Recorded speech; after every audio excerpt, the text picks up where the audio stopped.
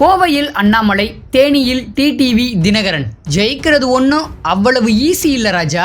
கோவை மற்றும் தேனி தொகுதியில் திமுகவுக்கு வெற்றி அவ்வளவு எளிதா இருக்காது அப்படின்னு சொல்றாங்க அங்க இருக்கிறவங்க. தமிழ்நாட்டில் மற்ற எல்லா தொகுதியையும் விட திமுக கடும் சவாலை சந்திக்க போறது தேனி மற்றும் கோவையில தான். ஏன் அப்படி சொல்றாங்க, அந்த தொகுதிகளோட நிலவரம் என்ன என்பதை இப்ப பார்த்துடலாம். தமிழ்நாட்டில் லோக்சபா தேர்தல் வர்ற ஏப்ரல் 19ஆம் தேதி நடைபெற இருக்கு. திமுக தலைமையில ஒரு கூட்டணியும், அதிமுக தலைமையில ஒரு கூட்டணியும், பாஜக தலைமையில ஒரு கூட்டணியும், நாம் தமிழர் கட்சி தனியாகவும் போட்டியிட இருக்கு. இந்த தேர்தலில் திமுக மொத்தம் உள்ள 39 தொகுதிகளில் 2 தொகுதிகளின் மீது தான் அதிக கவனம் ஏற்பட்டிருக்கு. அந்த 2 தொகுதிகள் எதுன்னா தேனி மற்றும் கோவை தான். தேனி மற்றும் கோவை இந்த 2 தொகுதியும் அதிமுகவோட கோட்டை. இங்கு திமுகவே இந்த முறை களமிறங்கியிருக்கு. திமுகவுக்கு இந்த முறை தேனி மற்றும் கோவை தொகுதிகள் கடும் சவாலா இருக்கும்னு சொல்றாங்க. ஏன்னா தேனி தொகுதியில பாஜக கூட்டணி சார்பில் அம்மா மக்கள் முன்னேற்ற கழக பொதுச் செயலாளர் டிடிவி தினகரன் போட்டியிடுறாரு. அதே போல கோவை தொகுதியில பாஜக மாநில தலைவர் அண்ணாமலை போட்டியிடுறாரு. இந்த 2மே விஐபி தொகுதிகள் அப்படின்றதுனால திமுக கூட்டணி கட்சிகளுக்கு தராம அவங்கள தானே எதிர்கொள்ள முடிவு செஞ்சு வேட்பாளர்களை களமிறக்கி இருக்காங்க.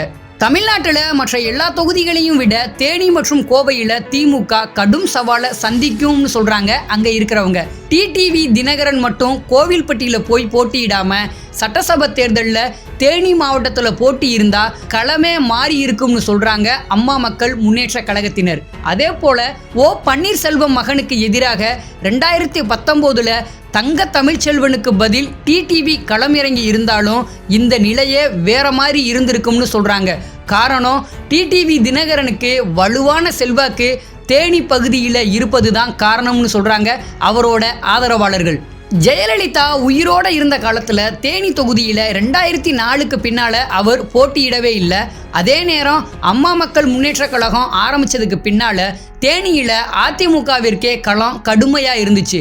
தேனி மாவட்டத்தில் போடியை தவிர மற்ற தொகுதிகளில் 2021 தேர்தலில் திமுக வெற்றி பெறவும் அதிமுக தோற்கவும் அம்மா மக்கள் முன்னேற்ற கழகம் தான் காரணம்னு சொல்கிறாங்க.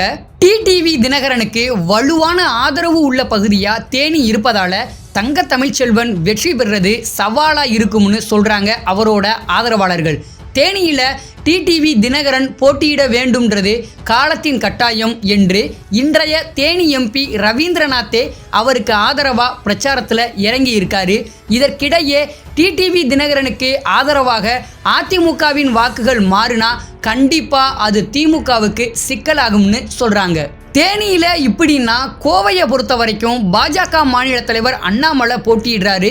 தேனியை போல கோவையும் அதிமுகவோட கோட்டையாக கருதப்படுது. கோவை மாவட்டத்தில் உள்ள 10 தொகுதிகளில் ஒரு தொகுதியில் கூட 2021 சட்டசபை தேர்தலில் திமுக வெற்றி பெறலை. அதிமுக முன்னாள் அமைச்சர் எஸ்பி வேலுமணி தான் திமுக அங்கு வெற்றி பெறாத அளவுக்கு வியூகம் அமைச்சாருன்னு இன்னைக்கும் சொல்கிறாங்க. அங்கே அதிமுகவிற்கு செல்வாக்கு எந்த அளவுக்கு உள்ளதோ அதில் ஓரளவுக்கு பாஜகவுக்கும் இருக்குது. குறிப்பாக கன்னியாகுமரிக்கு அடுத்தபடியாக கோவையில் பாஜகவுக்கு ஆதரவு அதிகம். பாஜக சார்பில் அதன் மாநில தலைவர் அண்ணாமலை போட்டியிடுறாரு. அவருக்கு எதிராக வலுவான வேட்பாளரை திமுக நிறுத்தலைன்னு சிலர் சமூக ஊடகங்களில் விமர்சிக்கிறாங்க. கோவையில் அதிமுக பாஜக திமுகன்னு மும்முனை போட்டி இருப்பதால் வாக்குகள் பிரியும் வாய்ப்பு இருக்குது. அது யாருக்கு சாதகமாகுன்ற கேள்வியை எழுப்பி இருக்கு. கோவையை பொறுத்த வரைக்கும் திமுகவை சேர்ந்த செந்தில் பாலாஜி தற்போது சிறையில் இருப்பது மைனஸாக பார்க்கப்படுது. அதனால் கோவையில் அதிமுகவோட ஆதிக்கம், பாஜக சார்பில் களமிறங்கும் அண்ணாமலைன்னு இரு பெரிய சவால்களை திமுக எதிர்கொள்ள வேண்டியிருக்கும்னு சொல்கிறாங்க அரசியல் விமர்சகர்கள். இந்த 2 தொகுதிகளிலும் கடுமையான போட்டி இருப்பதால் திமுக வெற்றி பெறுவது அவ்வளவு சாதாரண விஷயம் இல்லை. இதற்கான விடை வாக்கு எண்ணிக்கையின் போது தெரிந்துவிடும்னு சொல்றாங்க அப்பகுதி மக்கள்.